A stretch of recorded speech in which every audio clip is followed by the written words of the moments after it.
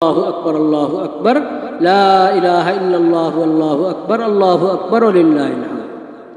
ফরজ নামাজের পরে একবার এই তাকবীর আদায় করা ওয়াজিব, সে তো আছে,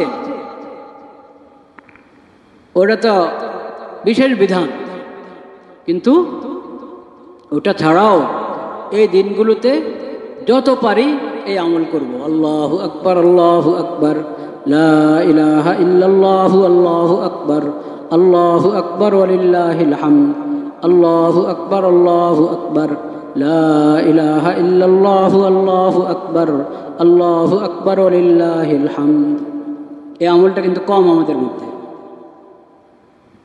এই আমলটা ঈদের দিন কিছু হয়, ঈদ উল ফিতর, ঈদ উল আজহা, দোনো ঈদের মধ্যেই তাকবীরে তাশরিকের আমল আছে।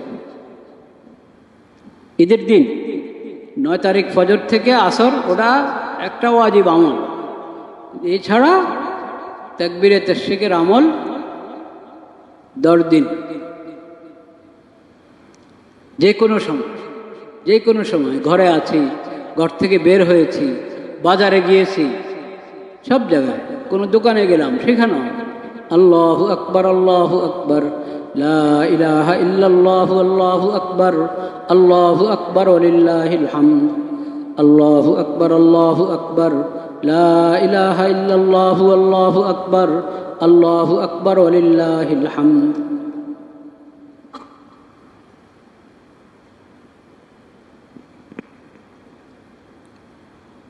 লা ইলাহা ইল্লাল্লাহ, লা ইলাহা ইল্লাল্লাহ, লা ইলাহা ইল্লাল্লাহ। ইনশাআল্লাহ আরাফার দিন, মানে 9 যুলহজ এবং 10 যুলহজ সম্পর্কে সামনের জুমা আল্লাহ হায়াতে রাখলে ইনশাআল্লাহ কিছু আলোচনা হবে। আজকে নগদ যে কথাগুলো বলা দরকার মনে হচ্ছে, সেগুলো আমরা কিছু আলোচনা করব ইনশাআল্লাহ।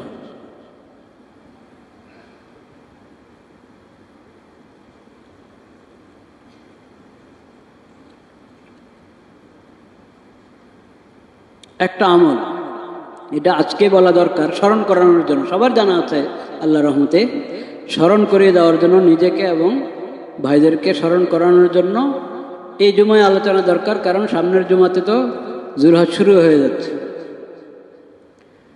আমলটা হলো, যাদের কোরবানির ইচ্ছা আছে, কোরবানি করার নিয়ত আছে, কোরবানি তার উপর জরুরি, এই জন্য হোক বা নফল কোরবানি হিসাবে হোক, কোরবানি করার যার ইচ্ছা আছে তার জন্য গুরুত্বপূর্ণ একটা আমল হলো যুলহজের চাঁদ, যুলহজ মাসের নতুন চাঁদ দেখা দেওয়ার আগে, মানে যুলহজ মাস শুরু হওয়ার আগেই সে নিজের নখ কাটা, মোচ কাটা, পশম কাটা, এই কাজগুলো আগে সেরে নেবে। কেন সেরে নেবে? আগে সেরে নেওয়ার দরকার হলে সেরে নেবে, কারণ যুলহজ মাস শুরু হওয়ার পর কোরবানি করা পর্যন্ত এই সময়টুকুতে ওই ব্যক্তির জন্য যে কোরবানি নিয়ত করেছে, এরাদা করেছে, তার জন্য বিধান হলো সে নখ কাটবে না, মোচ কাটবে না, শরীরের আরও যেই জায়গার পশম ফেলে দিতে হয়, অনেক দিন পর্যন্ত এটা রাখা যায় না, ওই জিনিসগুলো কাটার সময় এই 10 দিন না, যুলহজের 1ম তারিখ, মানে 1ম তারিখ বলতে চাঁদ দেখা দেওয়ার পর থেকে, ওই রাত থেকে শুরু হবে কোরবানি করা পর্যন্ত, এই সময়টুকুতে আমি এই কাজগুলো থেকে বেঁচে থাকি। নখ কাটা বা শরীরের অন্য কোনো জায়গার কোনো চামড়া, কোনো পশম কাটা, এই কাজ থেকে এই সময়গুলোতে বিরত থাকা। কি হিকমত এটাতে আছে, কি তাৎপর্য? অনেক তাৎপর্য থাকতে পারে, কিন্তু এটা বিধান।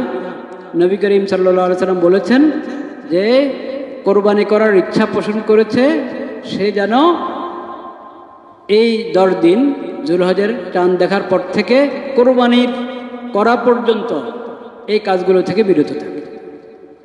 এটা আমাদের মনে থাকা দরকার,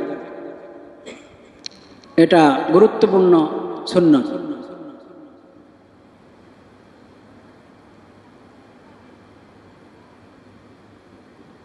তো এখন আমরা সবাই মশলা জানি, নখ অনেক বড় হয়ে গেলে সুন্দর ভালো, নখ বড় হয়ে গেলে হ্যাঁ যে জিনিসগুলো কেটে ফেলতে হয় ওগুলো তো বেশি বড় করা যায় না। মানে আগে থেকে এতদিন খেয়াল করি নাই, এখন যখন খেয়াল করলাম জুলহজ শুরু হয়ে গেছে, তো 10 দিন পরে আবার কাটতে হবে, তখন একটু অসুন্দর হতে পারে।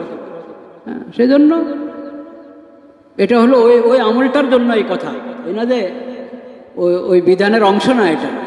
ওই বিধানটার উপর আমল করতে গেলে আমার সাধারণ যে বিধান, সেই বিধানের উপর আমি আগে আমল করলে তো ওই বিধানের উপর আমল করাটা কি হবে, সহজ হবে। সেজন্য স্মরণ করিয়ে দিলাম। আরেকটা কথা, যে কোরবানি করবে না,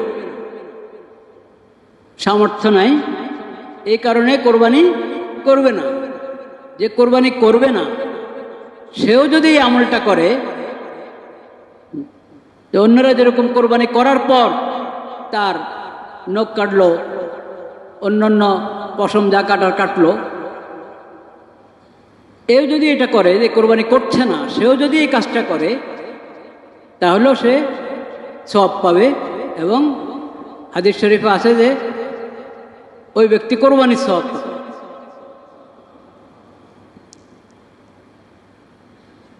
আবু দাউদ শরীফের মধ্যে হাদিসটি আছে, উমিরতু বিয়াউমিল আযহা ঈদান জাআলাহু আল্লাহু আযজা ওয়া জাল্লা লিহাযিহিল উম্মাহ। ক্বালা